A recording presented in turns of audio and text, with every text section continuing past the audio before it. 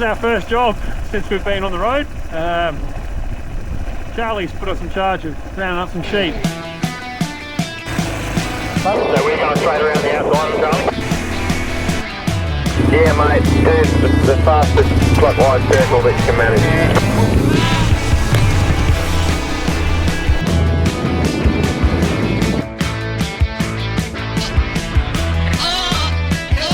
Day has changed. Half an hour ago we were out mustering, plenty of lightning, thunder. Started off like a pretty good morning, and now we're camped in a low-lying creek bed. Water is coming up pretty quick. Well, first 2 weeks down. Cheers. Cheers, mate. It's been a hell of 2 weeks. Has been. It's been a hell of 2 years getting to the first 2 weeks. Yeah. We walked up here, metaphorically of course, to Bendelby Ranges. We've known Kylie and Charlie for a long time, like we've said previously, and if you follow the channel, you would understand that. Obviously, we've very been here good for friends a of lot. ours. And they had, our plan, like we've told you before, is to work our way around through Australia, and well, what better place to just like test the waters than up here at Bendelby.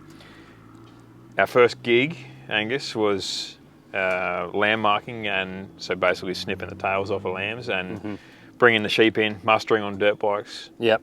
Yeah, so let's run through. The reason we're doing this, it might sort of look like a bit of a podcast setup, but it is really hard to film when you've got an actual operation going on that isn't dictated on what we want to do. Definitely. There's other people working. We've never done it before. That's right. We've got our hands full doing the job. That's right. Let alone trying to film it. So this is a good way that we can reflect on what happened during the day and have a bit of a chat that goes with the footage that we got. Yep. We went out with Warren. So Warren's Charlie's old man. We call him Uncle Was. Uncle Was. No relation. Real good people. But we basically went out mustering with Warren. I'm pretty sure he's just taken us these rookies we'll just get them to do the outskirts. I know exactly where the sheep are. And he seemed to disappear in a ute to the back corner where the sheep were, and he told us to go check a bunch of creeks and other things. Which was great fun. Yeah, it was great fun on the bikes, and he said, oh yeah, keep going that way until you get sick of it, and then you can come and meet me where the sheep are. Till you get sick of it, like it's pretty obvious that you don't need us here. Pretty obvious. Anyway. Charlie's put us in charge of rounding up some sheep.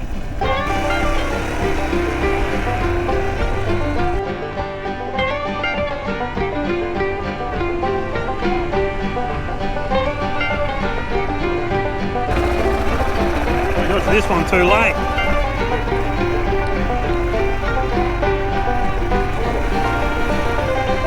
Hey Angus, is there any down in that, see where I am? Is there any in front of that creek there? No, looks clear. They're all making their way through.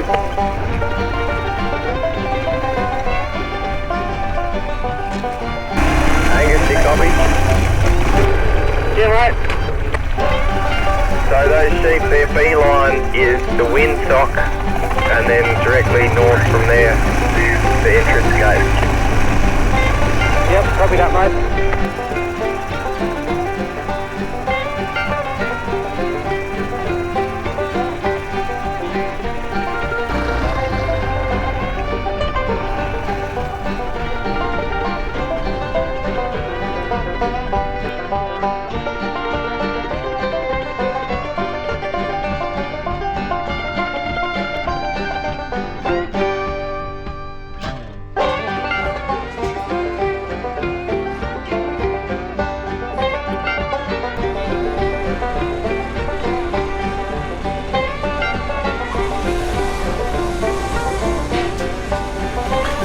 Our mission to start with was to bring in, I think there was about 280 sheep in that first few paddocks we did with Uncle Was. Back to the main shearing shed or yards here at Bendelby near the homestead. So we brought them in and then sort of get them ready for the day in advance for the shearer to then crutch. You don't want to be bringing him in and he's sitting there twiddling his thumbs. So yeah, you muster them the day before, bring them in, they sit in the yards, you draft them off, which is like sorting them.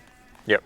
Lambs one way, ewes one way, weather's another way, neighbour's sheep, like that's the idea of drafting. It's effectively what you'd consider sorting. Yeah, and all that's organised, so in the morning that you're good to go, the crutches, the shearers are doing the crutch and rock up and they get into it. And pretty much the aim of the game is to keep sheep up to them so they're never chasing one. So they're in a series of like channels, I guess you'd call. sheep yards where you can basically divert the flow of sheep whichever way you really want. So we've set the crutch and trailer up, and then created a path that basically funnels them down to single file. Yep. And then, like you said, keeps them paddock, yard, single file race, shearer. Yep. Pen actually. Oh, thank you. Yeah, they go into pens. So then after that first day of like mustering them in, bring them in, they sat there overnight. Yep. All the ewes and whatever got crutched, and then Charlie actually sent me. I thought, why are you telling me to do this, Charlie? Like, a bit of a mission for someone that doesn't have any clue on what I'm doing. He's after Joe was the shearer. He said, "Oh, Charlie's like, all right, all good, Nick. I'm going to finish up here. Do you want to take all the sheep and take them south back to their paddock?" And because we brought them in, like I knew where. And it was a fair way. Yeah. It also took 2 motorbikes and a car to bring them in. Well, or just one Uncle Was. Well, well. Anyway, so I thought to myself, oh, hell yeah, I'm up for the challenge. Anyway, so I was just on the bike, took them out and took them, if you've ever been to Bendelby, up basically the main driveway and through the first gate. Little did I know, Charlie only needed them to that. That was their paddock. Not exactly where we got them from. No. Charlie has given me the job of steering all these sheep home. Yesterday we brought them in. I could do with an Angus.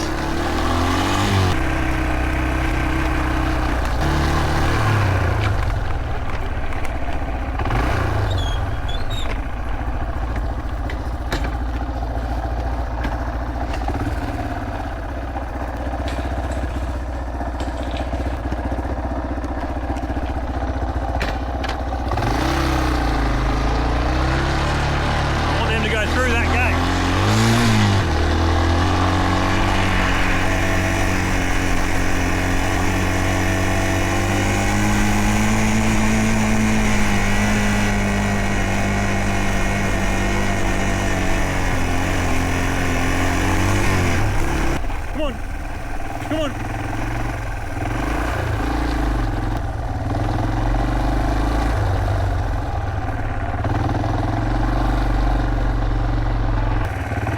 Well, there's the first checkpoint done. So it probably took me 20 minutes to get them to where he wanted them. Probably took me a further 45 minutes to get them to the next fence line. And I was like, oh, I'll open that gate, and they'll go in there, shut the gate.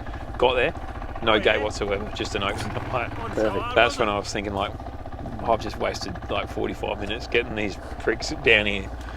And I assume you would have had them in a nice tight mob, like how we learnt to muster them in? Absolutely not. I'm like stressing hard. Like, I was riding from like 150, maybe 200 metres one side of the road to 200, like, it was probably a span of 400 metres. And I'm like, man, Charlie set me up here, like, oh, these sheep are going to be lost. Well, they'll never find them again. They're in their own paddock. They're probably thinking like, why is this guy still chasing us? Where's Uncle Was?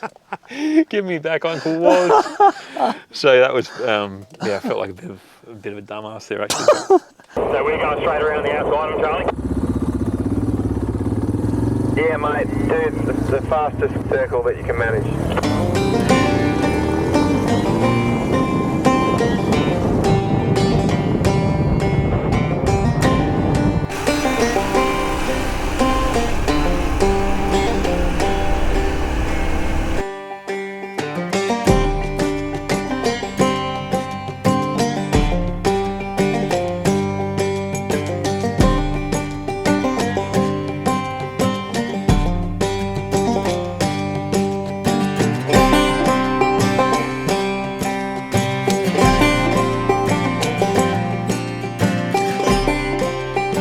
From here at the homestead out to a place called Butterfields. We set up the crutching trailer again, and this is where we got into the landmarking, and which is it's a different job to get used to. The lambs you get them down to a small pen and then lift them up into a cradle which holds their legs so they can have their tails snipped, and the boys can have the small ring of rubber applied, which when they're little lambs is quite a pleasant job. You pick them up, they're not too bothered. They get in and there. we're talking like lambs like this big. Yeah.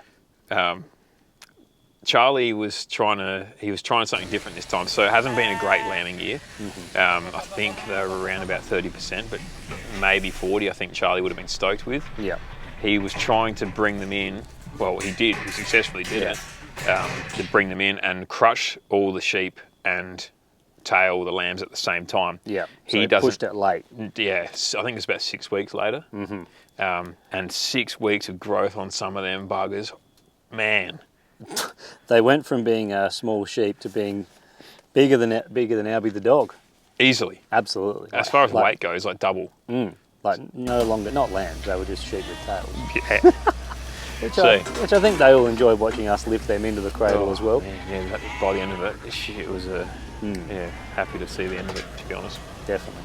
But the experience of working with sheep, getting used to when you go into a yard and you start, right, we're going to go clockwise, we're going to walk around, we're not going to face the sheep just yet, we're going to get around, so they're not panicked.